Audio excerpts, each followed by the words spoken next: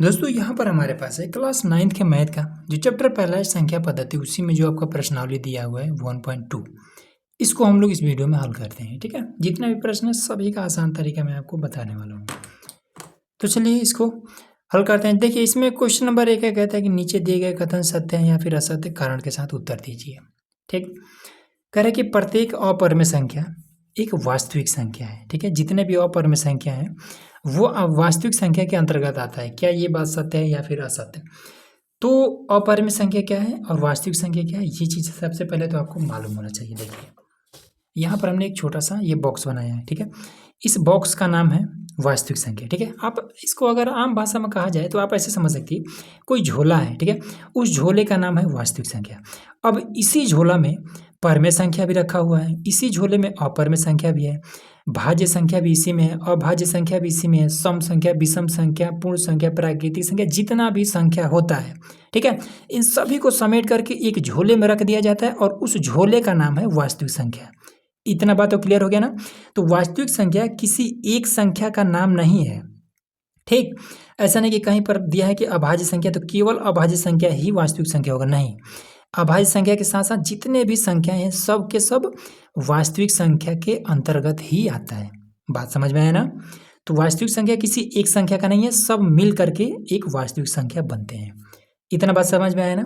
अब आ जाता है यहाँ पर क्या कह रहा है कि जितने भी अपरिमेय संख्या है, ठीक है, ये वास्तविक संख्या के अंतर्गत आता है। ये हम अपने भाषा में बता रहे हैं। ठीक है, तो कह रहा है कि जितने भी अपरिमेय संख्या है ये वास्तविक संख्या के अंतर्गत आता है, तो ये बात सत्य है। ठीक है, क्योंकि हमने अभी आपको बताया है। तो यहाँ पर हम लिख देंगे सत्य, सत्य। ठीक, कारण में क्या लिखेंगे, क्योंकि क्योंकि अपरिमेय अपरिमेय संख्या वास्तविक संख्या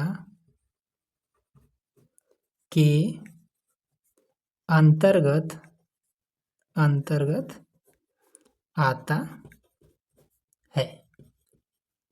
बस इतना काम आपको लिख देना है। दूसरा में संख्या रेखा का प्रत्येक बिंदु √m के रूप का होता है, जहां m एक प्राकृतिक संख्या है। अब बात देखिए, प्राकृतिक संख्या क्या होता है। ये जो प्राकृतिक संख्या है, प्राकृतिक संख्या 1, 2, 3, 4, 5, ये अनंत तक जितना भी आपको गिनती है सभी ये प्राकृतिक संख्या होता है। ठीक है, अब प्राकृतिक संख्या में क्या होता है कि ये कभी भी माइनस में नहीं होगा। ठीक है, बस इतना ही समझिए कि प्राकृतिक संख्या कभी भी माइनस में नहीं होता है। लेकिन ये जो संख्या रेखा है, संख्या रेखा कैसे होता है, तो संख्या रेखा इस तरीके से एक रेखा खींच दिया जाता है। यहाँ पर ये पहला ये 0 होता है। ठीक है, उसके बाद दूसरा 1, 2, 3। ठीक है, जब 0 के दाहिनी तरफ जाते हैं तो ये प्लस में जाता है, वही जब बाएं तरफ आते हैं तो माइनस में आने लगता है। ठीक है, माइनस में आने लगता है। तो संख्या रेखा पर संख्या क्या हो रहा है, कुछ प्लस में है कुछ माइनस में भी है। लेकिन प्राकृतिक संख्या हमने अभी आपको क्या बताया कि ये कभी भी माइनस में नहीं होगा। ठीक है, तो यहाँ पर ये क्या हो जाएगा, संख्या रेखा का प्रत्येक बिंदु √m का हो सकता है लेकिन ये माइनस में होगा नहीं। ठीक है, लेकिन संख्या रेखा का प्राकृतिक संख्या कभी भी माइनस में नहीं होता है और संख्या रेखा पर माइनस में होता है। बस, तो ये बात क्या है, ये असत्य है। तो यहाँ लिख देंगे असत्य। क्यों असत्य है, तो लिखेंगे क्योंकि प्राकृत संख्या सदैव धनात्मक होता है, धनात्मक होता है। बस ये आपको रीजन दे देना है। अब आ जाइए तीसरा नंबर, कह रहे कि प्रत्येक वास्तविक संख्या अपरिमेय है।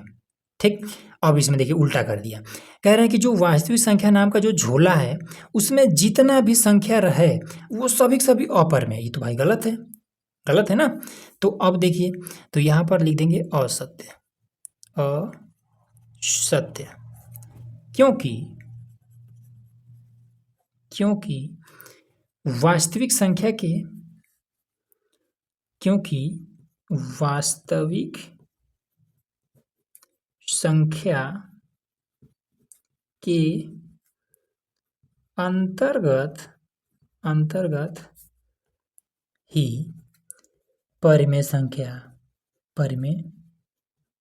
संख्या कमा अपरिमेय संख्या आदि आता है ये चीज। ठीक है, कारण हमने बता दिया ना, क्योंकि वास्तविक संख्या के अंतर्गत में ये सब आते हैं, परिमेय संख्या, अपरिमेय संख्या, भाज्य अभाज्य सब। ठीक है, तो एक वास्तविक संख्या कभी भी केवल अपरिमेय या फिर केवल परिमेय या फिर केवल भाज्य नहीं हो सकता है। क्लियर हो गया ना।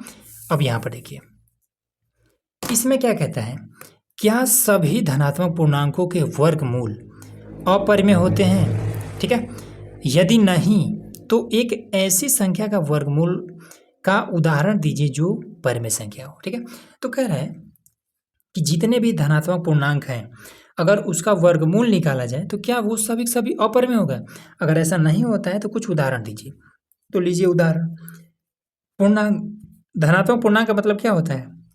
जैसे 100, 50, 25, 30 जितना भी संख्या आपको याद है सभी सभी क्या है, अगर वो प्लस में है तो धनात्मक पूर्णांक है। ठीक है, तो उसी में से कुछ ऐसा संख्या छांट करके लिखना है जिसका वर्गमूल अगर हम निकालें तो वो परिमेय हो। ठीक है, परिमेय का मतलब होता है कि ऐसा संख्या जिसको हम रूट से बाहर निकालें तो वो चुपचाप निकल जाए, दशमलव तक ना जाए। जैसे 25 को निकालेंगे तो 5 के रूप में निकल जाएगा, तो ये आपका परिमेय है। ठीक है, वही अगर रूट में 7 है, इसको अगर निकालेंगे तो दशमलव में कुछ करके आएगा, तो ये क्या हो जाएगा, ये आपका अपरिमेय हो जाएगा। तो इसी तरीके से इसी टाइप का एग्जाम्पल देना है। तो चलिए एग्जाम्पल देते हैं। एग्जाम्पल में तो 25 है, इसका अगर वर्गमूल निकाल दें तो 5 के रूप में निकल जाएगा और ये परिमेय है। 36 है, इसका वर्गमूल निकाल दे तो 6 के रूप में निकल जाएगा। 49 है, इसका वर्गमूल निकाल दे तो 7 के रूप में निकल जाएगा। तो यही इसका एग्जाम्पल हो गया, यही। ठीक है, इसी तरीके से और भी बहुत सारा लिख सकते हैं। ठीक, क्लियर हो गया। अगला देखिए, अब देखिए यहाँ पर हमारे पास क्वेश्चन नंबर है 3। ठीक है, सबसे मोस्ट इंपॉर्टेंट प्रश्न, इस एक्सरसाइज का सबसे महत्वपूर्ण प्रश्न कह रहे कि दिखाइए कि संख्या रेखा पर √5 को किस प्रकार निरूपित किया जा सकता है। ठीक है, दिखाते हैं। तो पहले देखिए, एक पाइथागोरस का एक फॉर्मूला होता है। पाइथागोरस कहता है कि अगर कर्ण कहीं पर दिया है तो कर्ण किसके बराबर हो जाता है, तो रूट में लंब के स्क्वायर प्लस में आधार के स्क्वायर के बराबर होता है ये कर्ण। ठीक है, कर्ण कौन होता है अभी हम आपको बताएंगे। तो √5 को दर्शाना है ना, तो देखिए के बराबर में अब हम ऐसा क्या लें कि उसका स्क्वायर करें। ठीक है, तो वो 5 के बराबर हो जाए। तो अगर हम 2 ले लेते हैं, ठीक है, आप रख करके देखिएगा कि 3 ले लें और उसका स्क्वायर करें तो क्या 5 होगा, नहीं होगा। तो देखिए 2 हम ले लेते हैं, अब इसका स्क्वायर कर देते हैं। ठीक है, प्लस में 1 हम ले लेते हैं और उसका स्क्वायर कर देते हैं। ठीक, अब 2 का स्क्वायर करेंगे कितना हो जाएगा, 2 दूना 4। 1 का स्क्वायर करेंगे तो कितना हो जाएगा, 1। ठीक है, अब इसमें देखिए तो 4 और 1 5, ये हमारा आ जा रहा है। ठीक है ना, यही चीज़ हमें लाना था।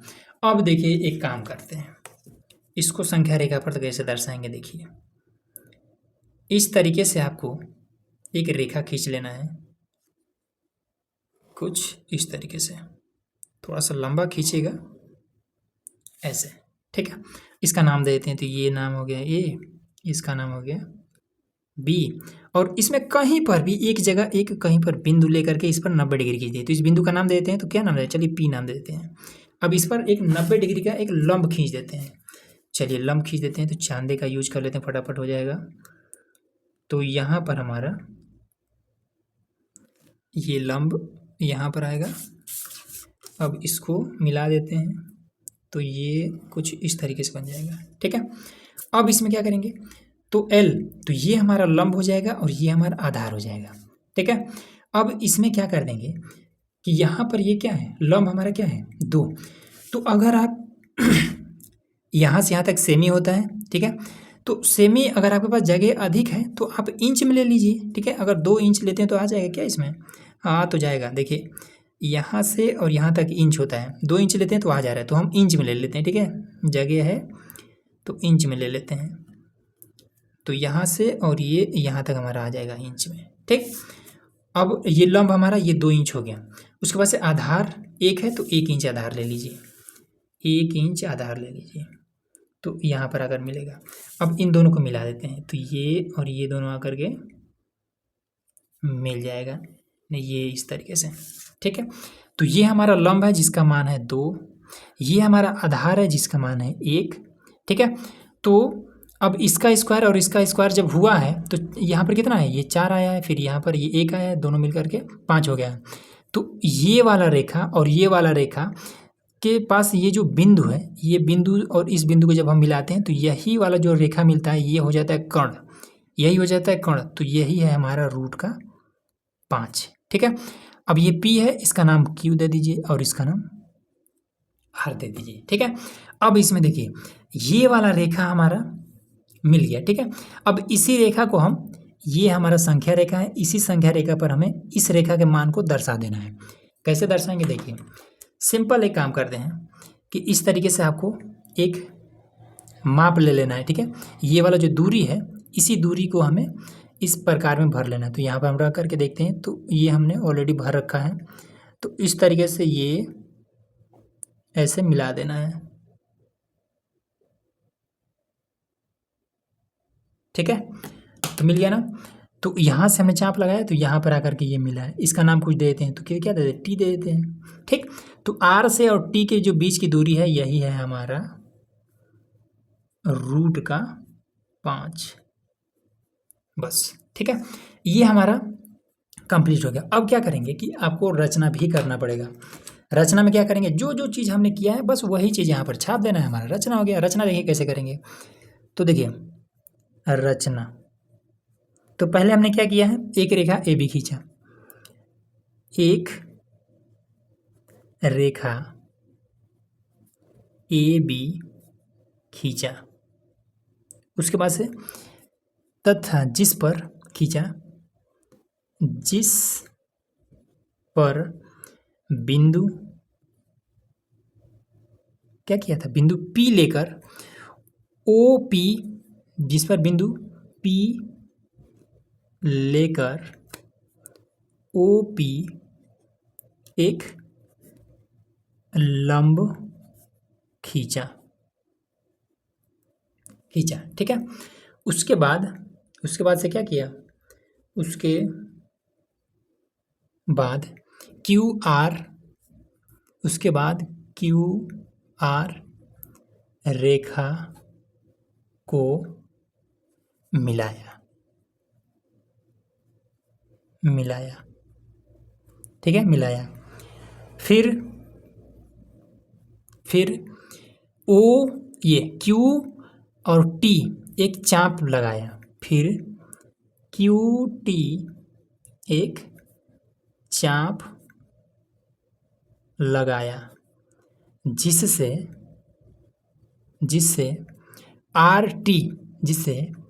RT बराबर में √5 प्राप्त हुआ।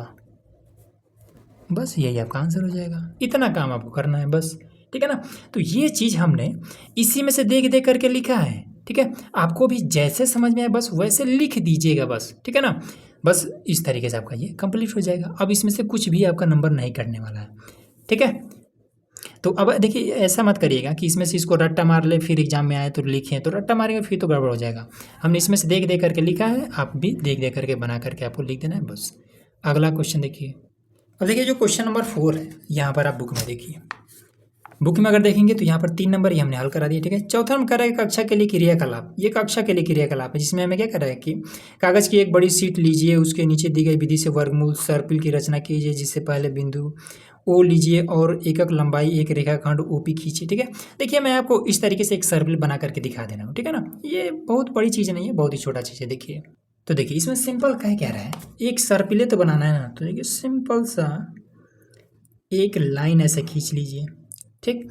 अब इसमें एक 90 डिग्री के कहीं से लंब ले लीजिए, तो 90 डिग्री का कहीं से हम लंब ले लेते हैं, यहीं पर ले लेते हैं। ओह सॉरी, नीचे तो हमने यहाँ पर पहले एक बिंदु लीजिए, नहीं तो फिर गड़बड़ होगा। तो यहाँ पर हम एक लंब, हाँ ठीक तो है, एकदम सटीक है भाई। चलिए तो यहाँ पर हमने एक लंब ले लिया, ठीक है। अब थोड़ा बड़ा बड़ा बनाना है तो इंच में लीजिएगा, छोटा छोटा बनाना है तो सेमी में लीजिएगा। तो हम इंच में ले लेते हैं, ठीक है। थोड़ा सा बड़ा बड़ा हो तो 1 इंच इधर ले लीजिए, ठीक, और 1 इंच इधर भी लीजिए, 1 इंच इधर ले लीजिए, ठीक है।